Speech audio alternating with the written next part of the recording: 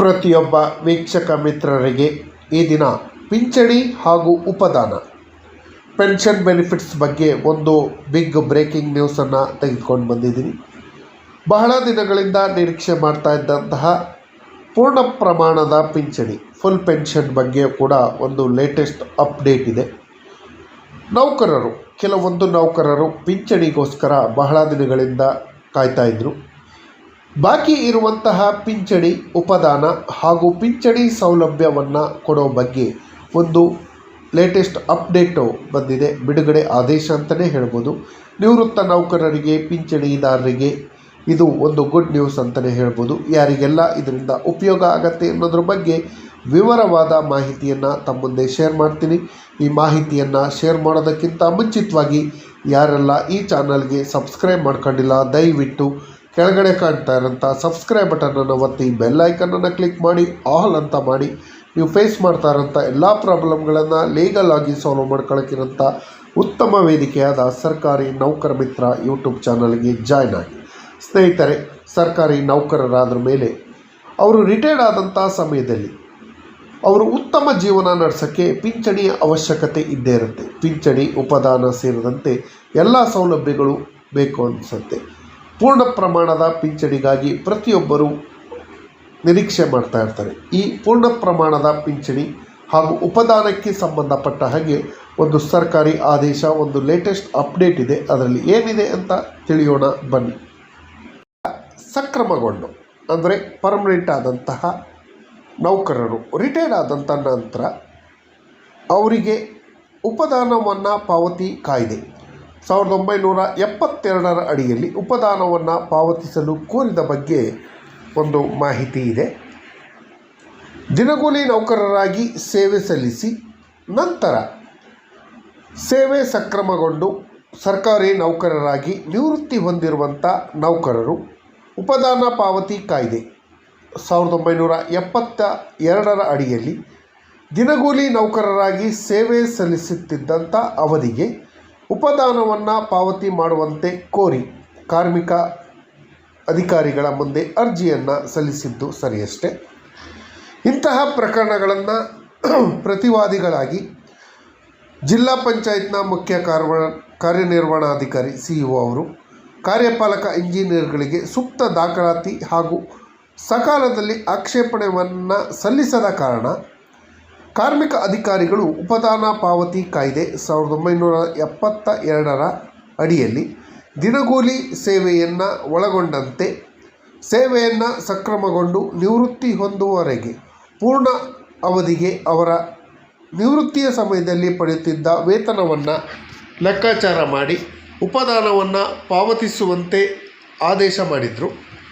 1972 ಉಪದಾನ ಕಾಯ್ದೆ ಅಡಿಯಲ್ಲಿ ತಾತ್ಕಾಲಿಕ ಕಾರ್ಮಿಕರಿಗೆ ಸಾಮಾಜಿಕ ಭದ್ರತೆಯನ್ನು ಒದಗಿಸುವ ಉದ್ದೇಶಕ್ಕಾಗಿ ಈ ಕಾಯ್ದೆಯನ್ನು ಜಾರಿಗೊಳಿಸಲಾಗಿತ್ತು.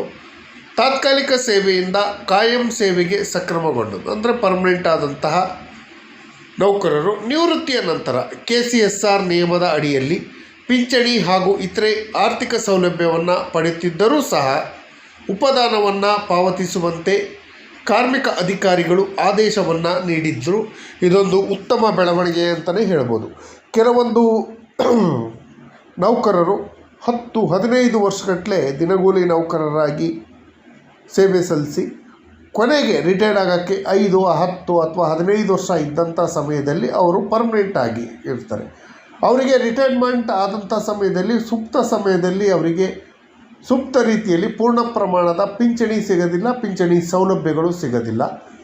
ಈ ಏನು ಅವರು 10-15 ವರ್ಷ ದಿನಗೂಲಿ ನೌಕರರಾಗಿ ಸೇವೆ ಸಲ್ಲಿಸಿದ್ರು, ಆ ಅವಧಿಯನ್ನು ಸೇರಿಸಿ ಅವರಿಗೆ ಪಿಂಚಣಿ ಲೆಕ್ಕಾಚಾರವನ್ನು ಮಾಡಬೇಕು ಹಾಗೂ ಉಪದಾನವನ್ನು ಪಾವತಿ ಮಾಡಬೇಕು ಅಂತ ಹೇಳಿ ಸರ್ಕಾರದಲ್ಲಿ ನಾವು ಈ ಹಿಂದೆ ಕೂಡ ಮನವಿಯನ್ನು ಮಾಡಿದ್ವಿ.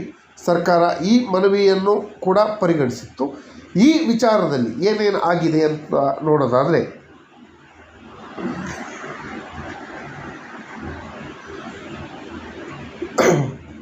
ಉಪದಾನ ಪಾವತಿಗಾಗಿ ಕಾರ್ಮಿಕ ನ್ಯಾಯಾಲಯಗಳಲ್ಲಿ ಏನು ಲೇಬರ್ ಕೋರ್ಟ್ಗಳಲ್ಲಿ ಈಗ ಇರುವಂಥ ಪ್ರಕರಣಗಳಲ್ಲಿ ಅಗತ್ಯ ಕ್ರಮ ವಹಿಸಲು ಸರ್ಕಾರ ಸೂಚನೆ ನೀಡಿದೆ.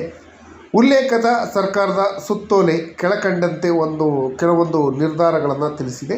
ಇದು ಕಾರ್ಮಿಕ ಇಲಾಖೆ ಹಾಗೂ ನಿವೃತ್ತ ನೌಕರರಿಗೆ ಒಂದು ತೊಂದರೆ ಕೊಡುವಂಥ ಸ್ಕೀಮ್ ಅಂತಲೇ ಹೇಳ್ಬೋದು. ನ್ಯಾಯಯುತವಾಗಿ ಸರ್ಕಾರಿ ನೌಕರರಾಗಿ, ಅದಕ್ಕಿಂತ ಮುಂಚೆ ದಿನಗೂಲಿ ನೌಕರರಾಗಿ, ಗುತ್ತಿಗೆ ನೌಕರರಾಗಿ ಕಷ್ಟಪಟ್ಟು ಸರ್ಕಾರಕ್ಕೋಸ್ಕರನೇ ದುಡಿದಿದ್ದಾರೆ. ಸರ್ಕಾರದ ಬಿಟ್ಟು ಬೇರೆಯವರಿಗೆ ದುಡಿಮೆ ಮಾಡಿಲ್ಲ. ಸರ್ಕಾರಕ್ಕೋಸ್ಕರ ದುಡಿದವರಿಗೆ ಈ ರೀತಿ ಅನ್ಯಾಯ ಮಾಡೋದು ಸರಿಯಲ್ಲ ಅಂತ ಹೇಳ್ತೀನಿ. ಉಪದಾನ ಪಾವತಿಗೆ ನಿರ್ದೇಶನ ನೀಡಿರುವಂತಹ ಪ್ರಕರಣಗಳ ಆದೇಶವನ್ನು ಪ್ರಶ್ನಿಸಿ ರಾಜ್ಯ ಉಚ್ಚ ನ್ಯಾಯಾಲಯದಲ್ಲಿ ರಿಟ್ ಅರ್ಜಿಯನ್ನು ದಾಖಲಿಸುವುದು ಅಂತ ಹೇಳಿದೆ. ಇದು ಸರಿಯಾದ ಕ್ರಮ ಅಲ್ಲ. ದಯವಿಟ್ಟು ಕಷ್ಟದಲ್ಲಿರೋರಿಗೆ ಸಹಾಯ ಮಾಡಿ, ಅವ್ರನ್ನ ಮತ್ತೆ ಕೋರ್ಟಿಗೆ ಅಲಿಸೋವಂಥ ಕೆಲಸವನ್ನು ಮಾಡಬೇಡಿ ಅಂತ ಹೇಳಿ ಸರ್ಕಾರದಲ್ಲಿ ಕೇಳ್ಕೊಳ್ತೀನಿ. ಸದರಿ ರಿಟ್ ಅರ್ಜಿಯನ್ನು ರಿಟ್ ಅಪೀಲು ಸಂಖ್ಯೆ 275/2024 ಜೋಡಿಸುವುದು ಅಂತ ಹೇಳಿದೆ. ಈ ಹಿಂದೆ ಒಂದು ರಿಟ್ಟನ್ನು ಹಾಕಿದರು. ಆ ಎಲ್ಲ ರಿಟ್ಗಳನ್ನು ಕ್ಲಬ್ ಮಾಡಿ ವಾದವನ್ನು ಮಾಡಬೇಕು ಅಂತ ಹೇಳಿದರು. ಈ ವಾದ ಮಾಡೋಕ್ಕೆ ಖರ್ಚು ಮಾಡೋಂಥ ದುಡ್ಡು ಸಮಯದಲ್ಲಿ ಈ ನೌಕರರಿಗೆ ಭಾರಿಯಷ್ಟು ಜನಗಳು ಇಲ್ಲ. ಅಂಥ ನೌಕರರಿಗೆ ಈ ಕೇಸನ್ನು ಬಿಟ್ಟು ಅವರಿಗೆ ನ್ಯಾಯಯುತವಾಗಿ ಸಿಕ್ಕಬೇಕಾದಂಥ ಉಪದಾನ, ಗ್ರ್ಯಾಜ್ಯುಟಿ ಹಾಗೂ ಪಿಂಚಣಿ ಸೌಲಭ್ಯಗಳನ್ನು ನೀಡುವಂಥ ಕೆಲಸಕ್ಕೆ ರಾಜ್ಯ ಸರ್ಕಾರ ಕೈ ಹಾಕಬೇಕು ಅಂತ ಕೇಳ್ಕೊಳ್ತೀನಿ. ಏನು ಲೇಬರ್ ಕೋರ್ಟ್ಗಳಲ್ಲಿ ಡ್ಯೂ ಇರುವಂತಹ, ಪೆಂಡಿಂಗ್ ಇರುವಂತಹ ಪ್ರಕರಣಗಳಲ್ಲಿ ರಿಟ್ ಅಪೀಲು ಸಂಖ್ಯೆ 275/2024 ಅಡಿಯಲ್ಲಿ ಮಾನ್ಯ ಹೈಕೋರ್ಟ್ ಉಚ್ಚ ನ್ಯಾಯಾಲಯ ದಿನಾಂಕ 29/1/2025 ಮಧ್ಯಂತರ ಆದೇಶವನ್ನು ಗಮನಕ್ಕೆ ತಂದು ಅಂತಿಮ ತೀರ್ಪು ಬರುವವರೆಗೆ ತಮ್ಮ ನಿರ್ಧಾರವನ್ನು ಕಾದಿರಿಸಬೇಕು ಅಂತ ಹೇಳಿ ತಿಳಿಸಿದೆ. ಸ್ನೇಹಿತರೆ, ಏನು ಲೇಬರ್ ಕೋರ್ಟು ಆದೇಶ ನೀಡಿದೆ, ದಿನಗೂಲಿ ನೌಕರರಾಗಿ, ಸರ್ಕಾರಿ ನೌಕರರಾಗಿ ಕಾಯಂಗೊಂಡು ನಿವೃತ್ತರಾದವರಿಗೆ ನಿವೃತ್ತಿ ವೇತನ, ಸಂಬಳ ಹಾಗೂ ಗ್ರ್ಯಾಜ್ಯುಟಿ ಸೌಲಭ್ಯ ಕೊಡಬೇಕು ಅನ್ನೋ ಆದೇಶವನ್ನು ಮಾಡಿತ್ತು. ಅದನ್ನು ಪೆಂಡಿಂಗ್ ಇದೆ ಅಂತ ಹೇಳ್ತಾ ಇದೆ. ಇದು ಸರಿಯಾದ ಕ್ರಮ ಅಲ್ಲ ಅಂತ ಹೇಳಿ ಸರ್ಕಾರದಲ್ಲಿ ಮನವಿಯನ್ನು ಮಾಡ್ಕೊಳ್ತೀನಿ. ವೈಯಕ್ತಿಕ ಮನವಿಗಳಿದ್ದರೂ ಸಹ ಸದರಿ ರಿಟ್ ಅರ್ಜಿಗಳನ್ನು ನಮೂದಿಸಿ ಅಂತಿಮ ತೀರ್ಪು ಬಂದ ನಂತರ ಪರಿಶೀಲಿಸಲಾಗುವುದು ಅಂತ ಹೇಳಿ ಹಿಂಬರ ಕೊಡಿ ಅಂತ ಹೇಳಿದೆ. ಈಗ ನಾನು ವೈಯಕ್ತಿಕವಾಗಿ ಮನವಿಯನ್ನು ಸಲ್ಲಿಸಿರ್ತೀನಿ. ಆ ಮನವಿಯನ್ನು ಒಂದು ಸಮಯದಲ್ಲಿ ತಿರಸ್ಕರಿಸಿ ಅನ್ನೋ ಒಂದು ಅರ್ಥದಲ್ಲಿ ಹಿಂಬರ ಕೊಡೋಕ್ಕೆ ಹೇಳ್ತಾ ಇದ್ದಾರೆ. ನ್ಯಾಯಾಲಯದ ಅಂತಿಮ ಆದೇಶ ಬರೋವರೆಗೂ ಕೊಡಬಾರ್ದು ಅಂತ ಹೇಳಿದೆ.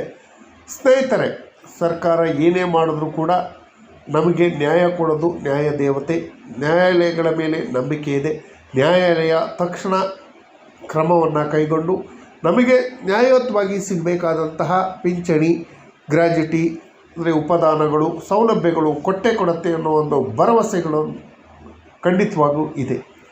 ಸ್ನೇಹಿತರೆ, ಆದ್ದರಿಂದ ದಿನಾಂಕ 2/5/2025 ಸರ್ಕಾರಿ ಆದೇಶದಲ್ಲಿ ನಿರ್ದೇಶಿಸಿರುವಂತೆ ಕೆಲವರಿಗೆ ಸರ್ಕಾರಿ ಆದೇಶವನ್ನು ಮಾಡಿತ್ತು. ಉಪದಾನವನ್ನು ಪಾವತಿ ಪ್ರಕರಣದಲ್ಲಿ ಅಗತ್ಯ ಕ್ರಮ ಕೈಗೊಳ್ಳುವಂತೆ ಸೂಚಿಸಿದರು.